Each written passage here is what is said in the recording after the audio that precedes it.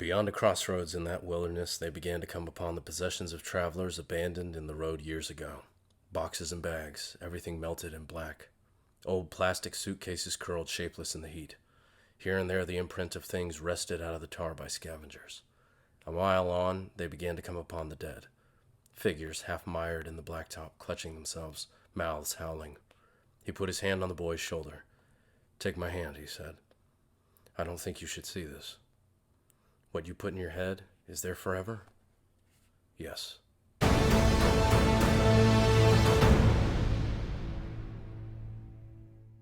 Welcome to Rumble Book Club. I'm your host, Mike Hernandez, and this is the show where a normal guy like me can talk about cool books he's read, old or new, good and bad. So today we're going to take a look at a book, a novel by an author who is very quickly becoming one of my absolute favorites after just 2 books of his.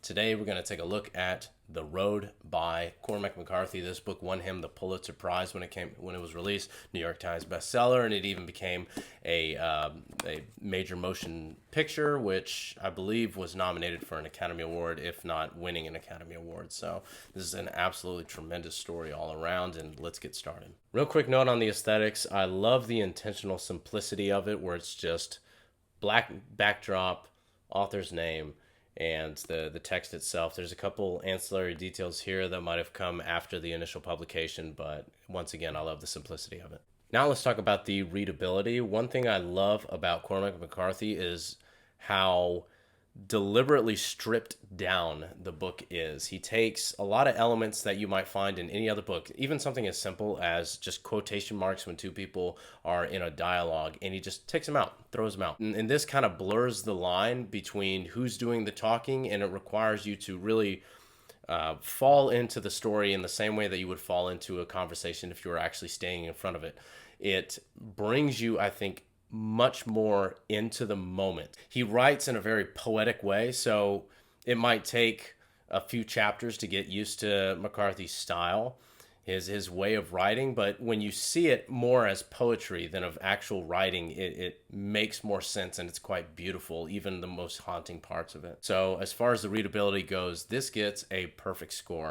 10 out of 10. Now we're going to talk about the content. This book tells the story of a father and a son in a post-apocalyptic world where everything seems to be either already burned and charred to a crisp or currently burning. It seems to be a landscape that is covered in wildfires that sweep left and right with just no way of guessing when the next one will come. There's frequent storms, and he describes the world as being perpetually gray sky, gray clouds, no stars. You can't even really see the sun. Daylight is only a blur, barely distinguishable from nighttime. Nighttime, it's pitch black, inky black, where no stars, no moon, nothing. And it's a world that can only be described as dead. And this man is guiding his son down this road, finding his way down south, and he doesn't even truly know exactly what he's looking for. He only knows that he is on a mission to protect this boy, to protect his son. Their mother abandoned them, and he is in a state of ill health, and he knows he's dying, and he's just trying relentlessly to protect his son, not just in body, but in mind and spirit, and to get him safely down the road.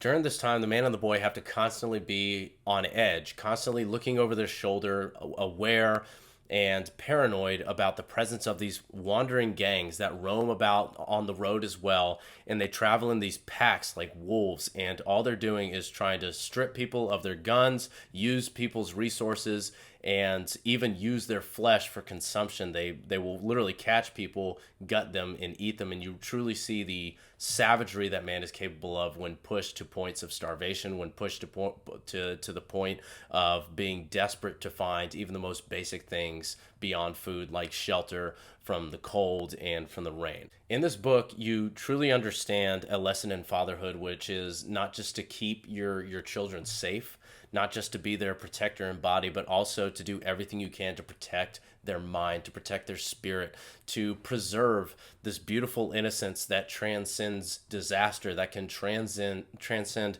even the most horrific of circumstances. And even though this boy was literally born into this world, even though he was born into this death and destruction and decay and depression, there's still this element of beauty within the boy's eyes that the man can instantly tell that he himself is losing touch with because he was born in a world before that disaster. But he sees it in his child's eyes, and he recognizes that there is a true childlike innocence even surrounded by this disaster, and it's worth protecting with his life, with everything he has. There's actually quite a few lessons of fatherhood that you can pick up from this, from some of the darker anecdotes from here, and yet from the overall picture of this father just pushing relentlessly and yeah, with full determination down the road with his son, trying to teach him everything he can like he's in a race against the clock. So there's a lot of lessons of fatherhood in here. It can be a hard read. There are a lot of parts of this book that are very, very tough to read. Stories that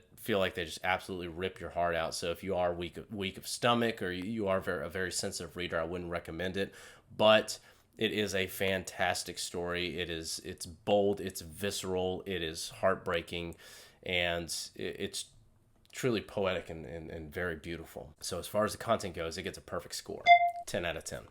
I found this book at Half Price Books. You can find it at almost any used bookstore, and you can find it on Amazon as well. This is an incredibly popular book, and I would highly recommend it. I would easily put this on my top 10 all-time fiction books that I've ever read in my life. It is an amazing read. The book is The Road by Cormac McCarthy. Go out and get yourself a copy. Thanks for watching, everybody.